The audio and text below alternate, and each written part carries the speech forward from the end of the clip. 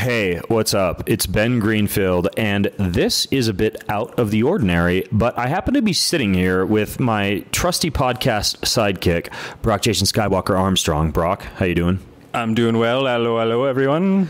And you could get sick of that lolling Canadian accent over the next few days. Pshaw. Because Brock, and myself to a certain extent, but Brock to a much greater extent, we are going to be bringing you some amazing interviews over the next several days. Because we are at Spartan World Championships. Spartan World Championships! So here's what to expect. First, if you're not an obstacle course junkie or an athlete, don't worry. We are right now here surrounded by some of the top fitness, health, biohacking, nutrition, and even personal productivity and lifestyle minds on the face of the planet who Spartan CEO Joe DeSena has flown in to be here. And Brock and I have decided to get the microphone in front of them and take a deep dive with them into their top secrets that we can deliver to you. And we're also, of course, since we are surrounded by some of the fittest people on the face of the planet here, we're going to be interviewing some of the most hardcore men and women that exist when it comes to their insider training tactics, their nutrition secrets, their recovery hacks, and a whole lot more. So basically, you are going to be getting lots of podcasts over the next few days. Don't worry, if you don't have time to listen to them, you can save them. And I believe there's even a handy save function in Apple Podcasts. You don't even most podcasting apps. Save them for later. The next time you're bored on a drive or you have a few extra gym sessions or you're out on a long hike, you can basically listen into a lot of these extra episodes we're going to be pushing out over the next few days. You can bathe in them even. You can bathe in them, literally. Like a float tank or Epsom salts. Yes. So we are, in addition to a bunch of podcasts you're going to get right here on the podcast feed, doing a bunch of short video and audio interviews over on the Facebook page. And if you don't know the Facebook page URL, it is, Brock, take it away. Facebook.com/BG Fitness. So go to Facebook.com/BG Fitness if you want extra photos, amazing, entertaining, and educational content for you in addition to what we're giving you right here on the podcast. I'd call it edutainment. Edutainment. Did you make that up? No. Okay. Now, we may not have our usual show notes. I'm going to warn you. Yeah. Because I'm illiterate. Brock is illiterate and dyslexic and Canadian. Yeah. And frankly, we're going to be so busy interviewing people, we're probably not going to have a lot of time to sit down and make for you show notes. But we will make for you plenty of extremely helpful content, and we promise mad value if you just listen in the next few days. Again, we're not going to bore you with the ho-hum, I eat Red Bull and Snickers before the race, and my top recovery tactic is compression socks. Nor are we going to bore you with a longer intro than we've already done. No, this is getting a little bit long in the tooth. So I will be racing, and I will be not only racing, but likely out there leading other racers through the course after I've done the race myself. So you're going to need to get used to Brock's Canadian voice and his beautiful shaven ballerina legs. You betcha. Which you actually can't see on an audio podcast, but I can vouch that they are quite beautiful. He'll be the voice you're listening to and seeing if you're on Facebook all weekend as we make you a part of what is widely considered to be the Super Bowl of obstacle course racing and is the crown race to discover who the fittest person on the face of the planet actually is. Spartan World Championships! Unless you're a CrossFitter, in which case it would be the CrossFit Games.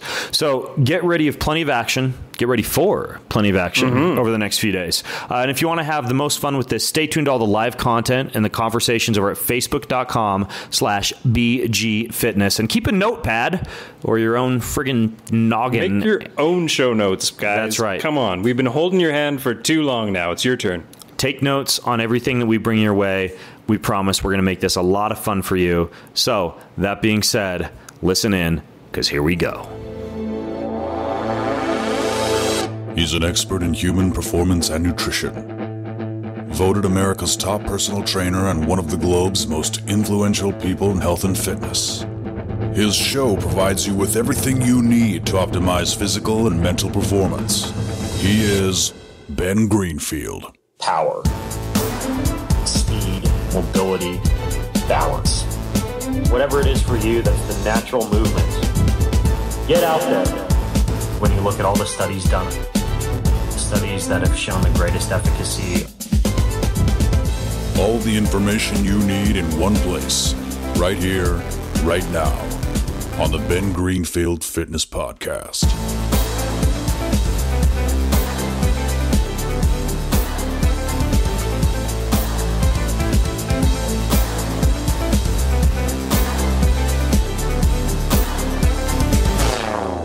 Welcome back to the Ben Greenfield Fitness Podcast, everybody. And of course, you can tell by my voice, I am not Ben. I am Brock. This is Brock Armstrong, and the co-host from the Q&A episodes, if you don't recognize the name or the voice.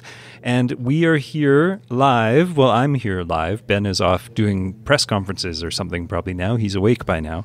When I left, he was still asleep, but that was at 5:30 this morning. It's been an early morning here at Lake Tahoe at the Spartan Up Podfest, which is part of the 2017 Spartan Race World Championships, where there's so many people. I had no idea there's so many international racers, there's so many national racers, there's so many people here competing for the Spartan Race World Championships this weekend, and it's pretty cool. It's only, 9 a.m., and people are running around with huge smiles on their faces, having a lovely time. And one of the people that is running around with a big smile on her face is my guest, Shanna.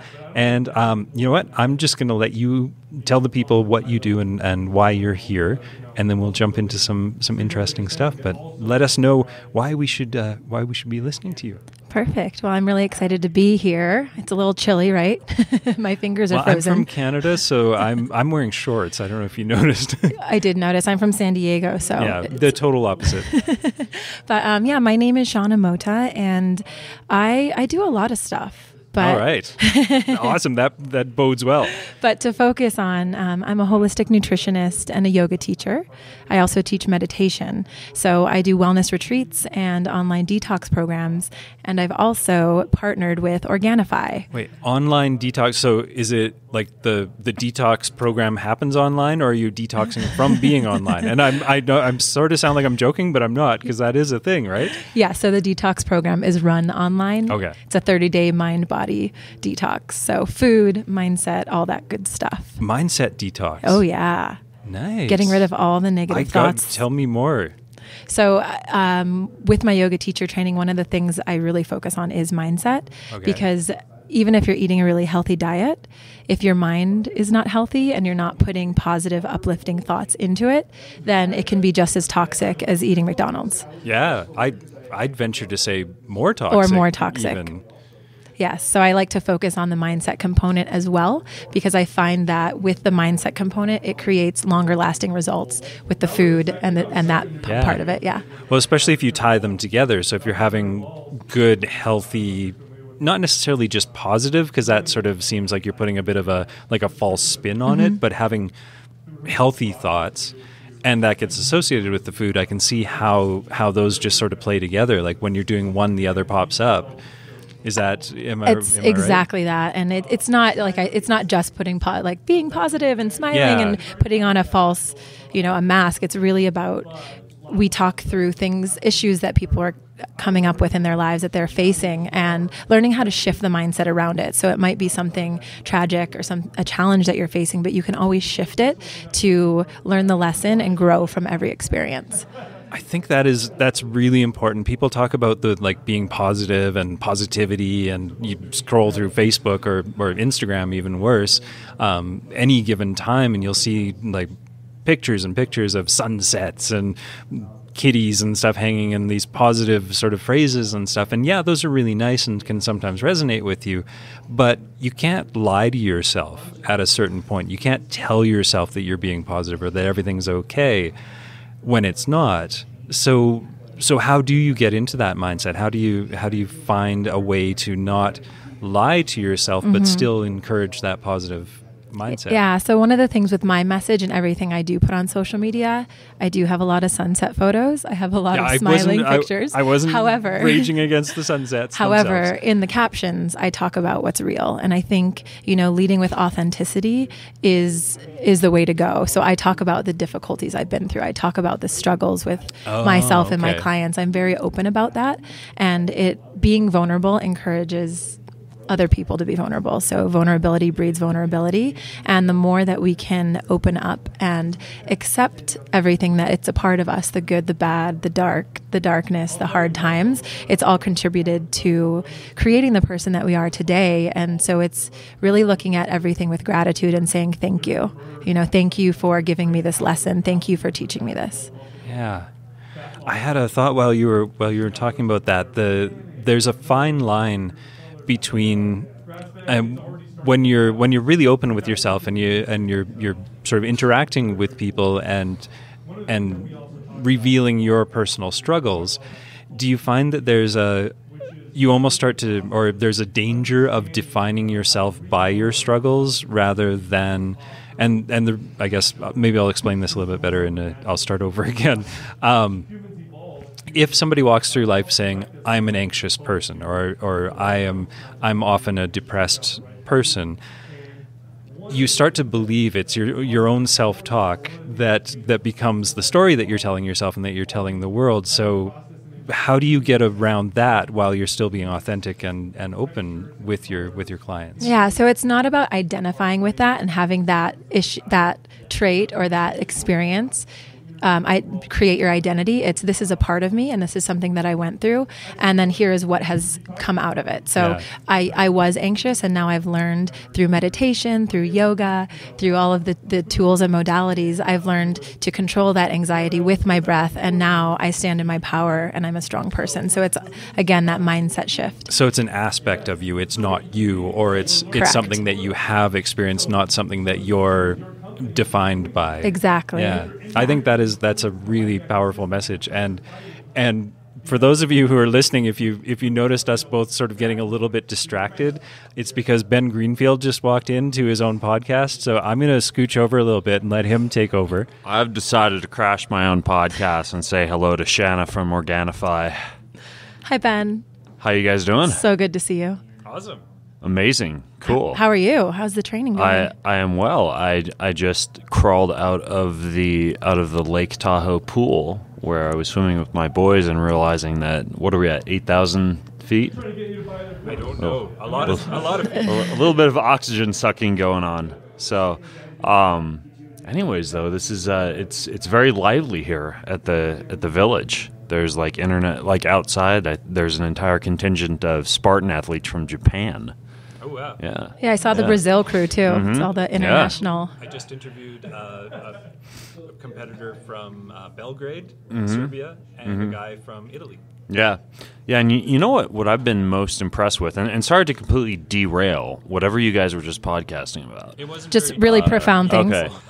I've been impressed that as I walk around, it's like it's very healthy here. There's like bone broth booths, and I just swung by the executive meeting where all the CEOs are meeting, and it's sponsored by No Foods, which is like an almond flour.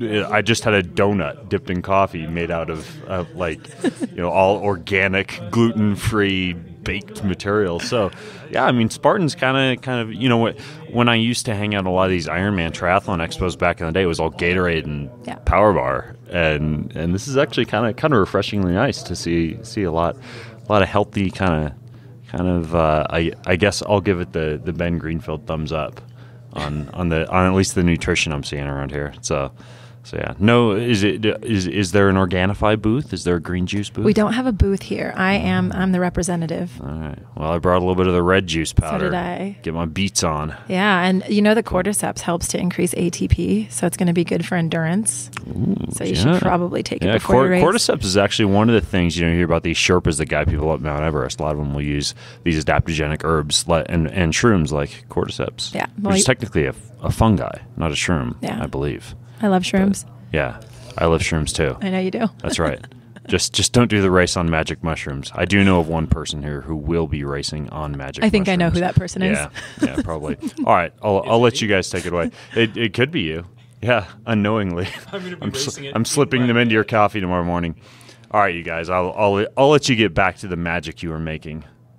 It was magic. All right, cool. Thanks, Ben. All right, you guys, have fun. Now, where were we?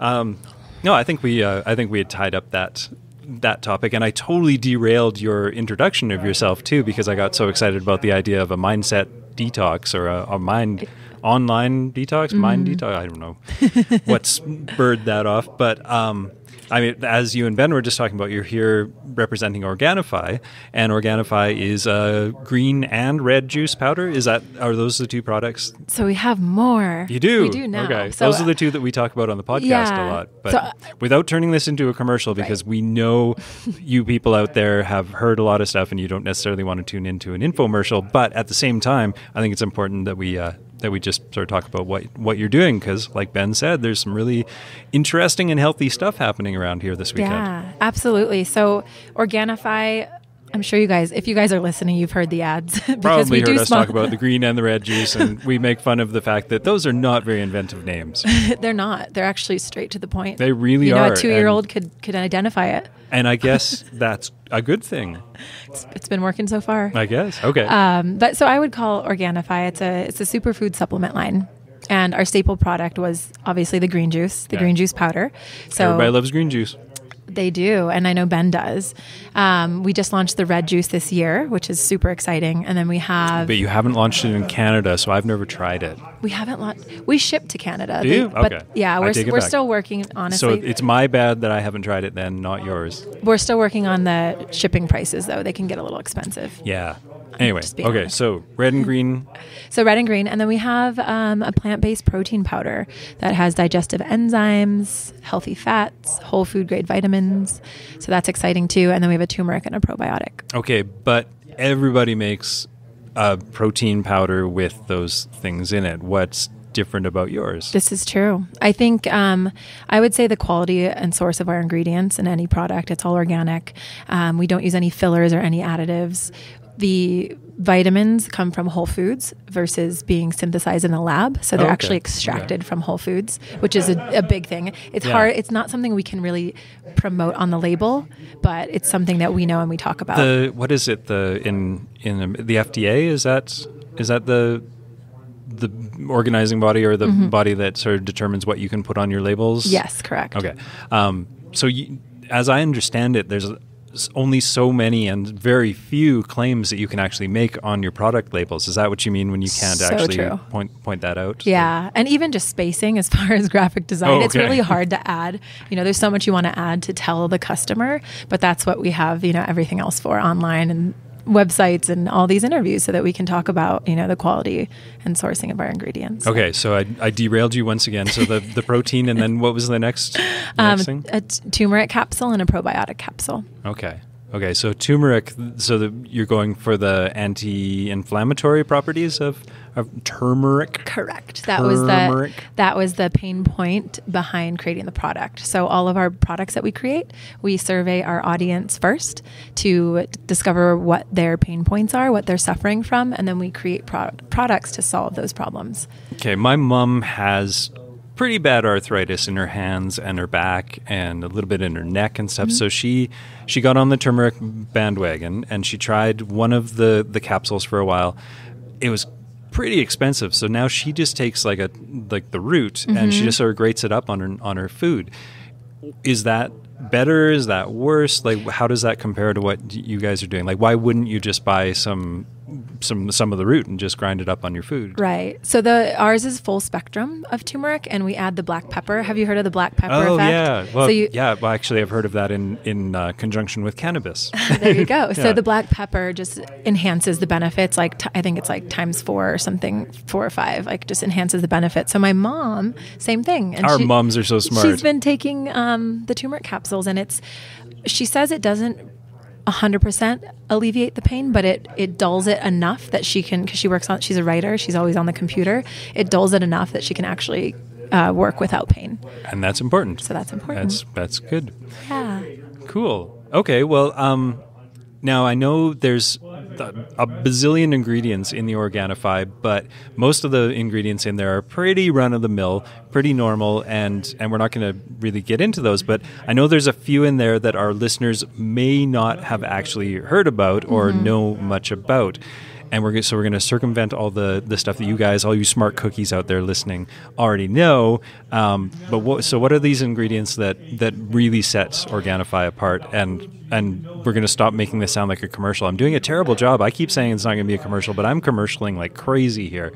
Let's screw talking about Organifi. Let's talk about some really cool ingredients. Some really cool ingredients that just happened to be in it. That just happened to be in this product. And Ben actually did want us to go over some of this stuff. So we're in integrity We're here. following the boss's orders. So one of the cool things is ashwagandha.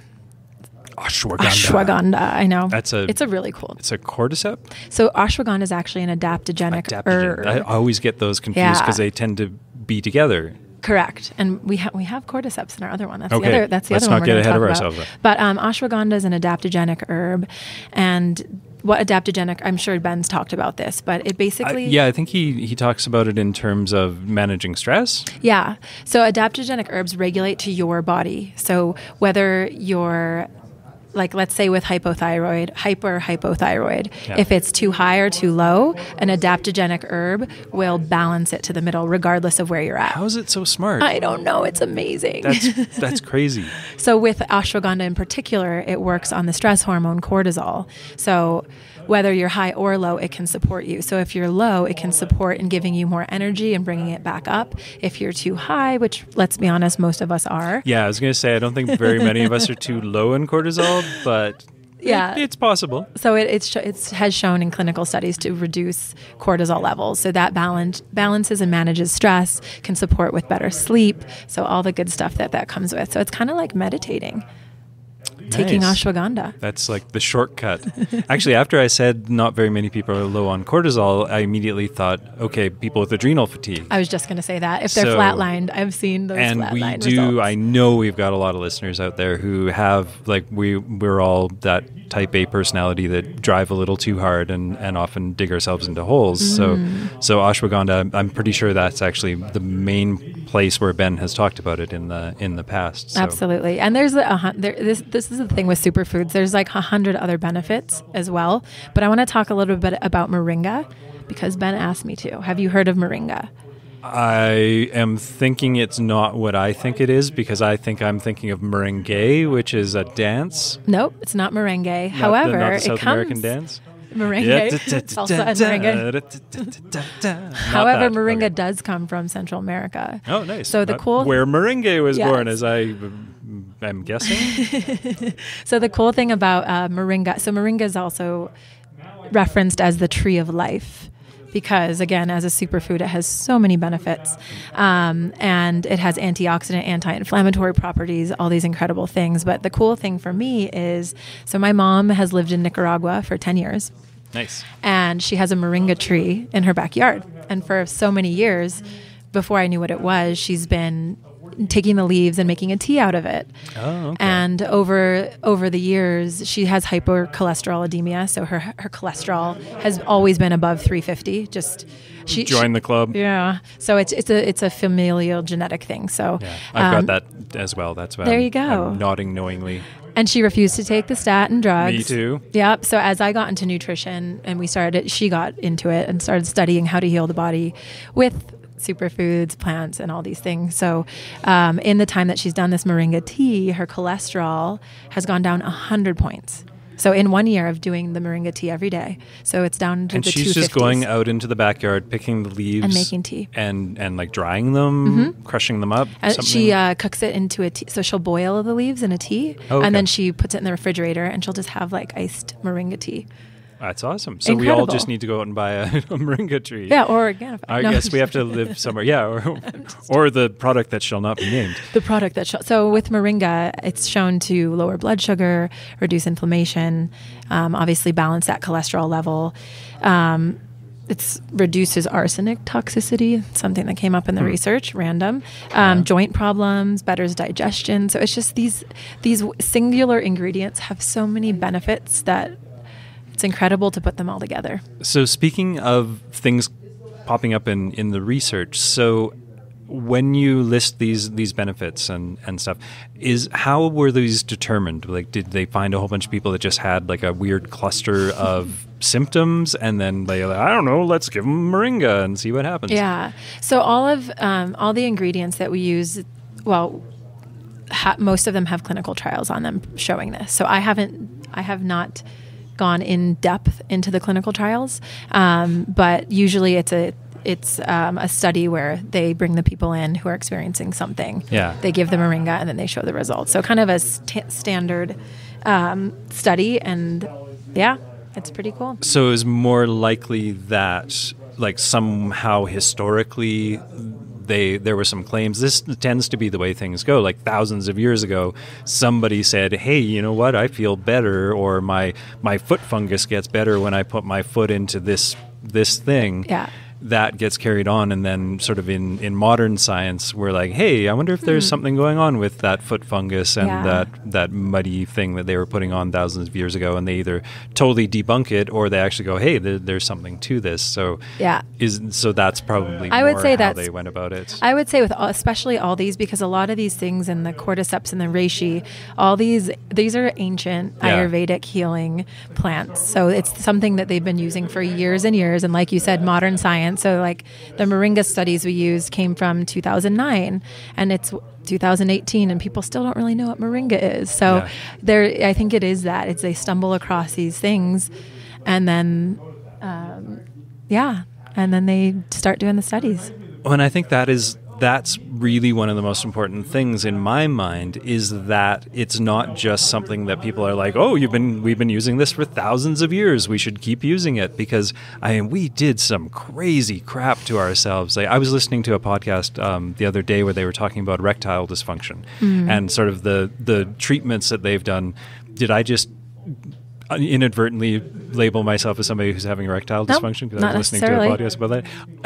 Anyway, they were talking about some of the treatments that they were doing through the ages, and one of the treatments was insane. They took baby alligator hearts, ground them up, and then spread it on the penis to cure erectile dysfunction. Clearly, that's not going to work or help anything, but I think, like, I just sort of look back at like a lot of the sort of holistic, the pseudo-holistic, I guess, or pseudoscience that's going on out there, is a lot of the time the words people have been doing this for centuries is used as a way to sell something or try to give it credence, or try to make us think that, oh, well, it must be right, where that's not necessarily, well, it's probably not at all a good reason to use something. Mm-mm.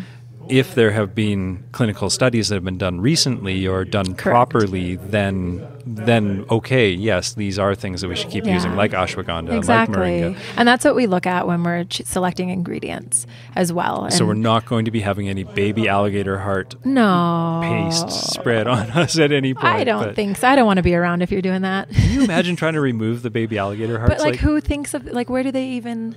Yeah, there's some... It's fascinating. There's a guy named Pliny the Elder from it's like 5,000 BC or something that did, or maybe not 5,000 BC, but 500 BC or something. He's very interesting guy who basically like has this book that cures everything, and it's always like the beak of a sparrow and the dung from a owl, and you shove it in your ear or something. It's just, it truly is like we really didn't know what we were doing as humans so long ago that we were just totally throwing darts. Although the cool thing that we can take from that is showing how everything in nature can heal us, right? Like a lot of things. Or it has the potential to. Yeah. Yes, the potential. And that's what we had to work with, so that's what we went for, and not necessarily... Didn't always work, right? But our heart was in the right place. Yeah, I like that. So, very cool. Anyway, okay, so ashwagandha, moringa. What's the next one? I would say cordyceps, just because I know Ben's a huge fan of the mushrooms, the fungus, all of that. We've had many conversations about it. Yes, yesterday I think that was the first thing he did when he got off the airplane, was put some lion's mane and reishi into his coffee. Right. Perfect. So that's in our red juice. All right. Which is perfect. So mushrooms are actually getting a lot of attention right now. Do you know Four Sigmatic? It's another amazing brand. I wasn't going to name them just out of respect. I don't even mind. That's I love what Ben their was products. putting in his coffee. Yep. I used to do the Lion's Mane coffee from those guys, but it gives me heart palpitations. Like, it works just a little too well for me. Well, it's showing the power of it. But I mean, with mushrooms, so cordyceps is also considered an adaptogen. It's also known as the caterpillar fungus. Does that sound? Why? Does that sound enticing? A little bit. Well, it sounds cute. I like caterpillars. Caterpillar fungus. I don't know how to pronounce the actual name, but it has a long history in traditional Chinese and Tibetan medicine, and it grows out of an insect host instead of a plant. Oh, so that's interesting. That makes it just sound not appetizing, though. So don't listen to anything I just said. It tastes amazing. I have no problem with that kind of stuff. Maybe I grew up on a farm. Yeah. Like, we spent a lot of time on the farm in Saskatchewan, so we ate a lot of weird stuff and butchered chickens. Maybe that doesn't bother me at all. Okay. I will eat bugs happily. I've eaten worms. It's wonderful. Okay. Hopefully our listeners out there aren't squeamish about that kind of stuff, because really, come on. Yeah. Well, the good thing is when you blend it with other yummy ingredients, it actually tastes good. But cordyceps have been shown to, it's anti-aging, anti-inflammatory. It's also anti-aging. That's one of those terms that always makes me go, what? Like, what does that mean? Yeah, with that one, I think it's just, when they have antioxidants, they use that claim anti-aging because it's supporting your body and fighting those free radicals that can then prevent or reduce your risk for, cancer and all those other things, which we can't make any claims. So I'm not making any claims here, but it's definitely something to know about that. And then the thing I know that Ben finds exciting is that the cordyceps can increase endurance by strengthening ATP production. So taking it before, that's why we said taking it before his Spartan race, and mushrooms in general can give you that energy boost that you're looking for. Oh, yeah. And ATP, I mean, we can only actually manufacture a certain amount of ATP per day. I think it's like 25 grams or something like that, 25 milligrams. I can't remember the measurement, but there's only a finite amount or a certain amount that our body manufactures on a regular basis. So does it increase your body's ability to actually manufacture beyond what it normally would? Correct. Yeah. Oh, okay. So it's interesting. Yeah. Yeah, it's really cool. And then one of the studies that I saw in our research was they had rats who were swimming and they gave them cordyceps, and it That's showed. So cute. I know. I just picked these little guys going, but it little water wings. Yeah. So not only did they fatigued slower when swimming, they were able to swim longer, and their biomarkers for stress were reduced, which is interesting. So they're having more fun when they were swimming too. And that's what we want, our little happy rats. So swimming. That's what we're sending Ben out tomorrow, little happy Ben running on his mushrooms. Yeah, that was a whole different scenario playing out in my head there for a second. And then, of course, there's a lot of studies with cancer, and I know I don't like to dive too deeply into those because it's a touchy subject, but just know that there have been amazing studies done in those anti-cancer or even treating cancer with all these mushrooms, the reishi, the cordyceps, and all of that. So it's pretty fascinating research. And was that I know we both agreed that we shouldn't go far into this, but I just want to go a little bit far into it. Is it actually, are they monitoring the cancer cells when that's being applied? Correct. So they're actually looking specifically at the cell and seeing what effects it's having on that. Yeah. That cell that's growing out of control. Correct. So the reversal of that or the reduction of that. It's really fascinating. I don't think we should get into that. No. Especially as a brand. I mean, as a brand, we can't. But I encourage people to start doing their own research and looking at some of the studies that are being done. It's definitely too early in the history of it to make any claims. But it's pretty powerful stuff, these little mushrooms. Yeah. Cool. Yeah. Okay. So are those are the ones. I mean, I'm sure you guys have already talked about turmeric. Yeah, so that's a good one. Yeah, we did a little bit with our mums being so smart and taking that stuff, and well, that's really cool. Before we wrap up, because my timer stopped at 4 minutes, so I'm sure we've been talking for longer than 4 minutes. But I see our kind host keeps peeking in, and I don't know if that means that you're supposed to be moving on to your next one, but I want to ask you one question before we move on, and I've got 5 different questions to pull from. Which one am I going to ask you? I'm going to ask you the book question. If you could recommend one book that has really changed your life and changed like your maybe how you work, like your work with Organifi or your work with the mindset stuff. Actually, more interesting would be the mindset stuff, I guess. Is there a book that you could recommend to the listeners that would really help them get a leg up on the stuff that we were talking about with the mindset and sort of detoxing your brain? There's so many coming to mind, actually. Well, you can pick more than one. I won't nail you. I won't hold you to just the one. So I'll pick a few. And now I'm blanking on the author, which is why I was going to look it up. But sure, yeah. The Surrender Experiment. Surrender Experiment. Yes, Okay. that was a powerful one. The 5 Love Languages. Oh, okay. I love I've that heard one of that too. one. Gary I haven't Chapman. read that one, but that's because relationships. I'm really interested in relationships too, and communication with relationships. and it's not just focusing on like relationships in the traditional sense of like your partner or your wife or your husband or whatever. It's like relationships like us here. Like we just met. Well, not for the first time, but we really met properly for the first time earlier today, and it would apply to us. It would. So the book focuses on romance, like your partner. However, it can be translated to business, to everything. And so a cool thing at our company, actually, we take the test, the 5 Love Languages test, to know everyone's love language, because that's how you know how people receive love.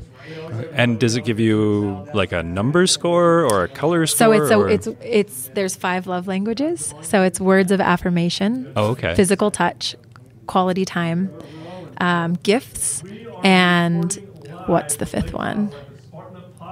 Quality time, touch, so acts of service. So it's all about how we give and receive love, and in every interaction, it applies. So even at work, if someone needs acknowledgement or they want praise, that could look different. So for one person, maybe it's getting them a gift card and getting them a gift. Some people want that quality time with their boss or the CEO. Yeah. So it can translate to all relationships, and I think it's pretty fascinating. I as you described that, I was like, I think we did that at a company that I worked for previously, and we did have that set up, but I honestly completely forgot what mine is. I definitely wasn't the gift. It's not mine either. So mine's acts, but how you give and receive love is also different. Yes. So I receive love in acts of service. So my husband, he does everything, and that's how I know he loves me. He could buy me gifts, and I would be appreciative, but that doesn't like really resonate deep within me. And then the way I give love is words of affirmation, and quality time with people. I think that sounds like me too. But, yeah, it's a fun one. All right. Well, thank you so much for sitting down with me this morning. Especially, it was sort of a wacky morning. I think you ended up getting here earlier than you were supposed to, so I'm very appreciative, grateful, my heart is filled with gratitude. And I have gratitude for the Spartan Race director, Joe DeSena, for setting up this pod fest here in Lake Tahoe for the 2017 Spartan Race World Championships. And this weekend is going to be super cool, and we've just barely scratched the surface. So I hope you have a great rest of the weekend. Are you going to do some racing? I'm not racing. Yeah, me neither. I'll be cheering. I'm going to be cheering like crazy. And I wish I was racing. I've got some plantar fasciitis that's bugging me, but yeah.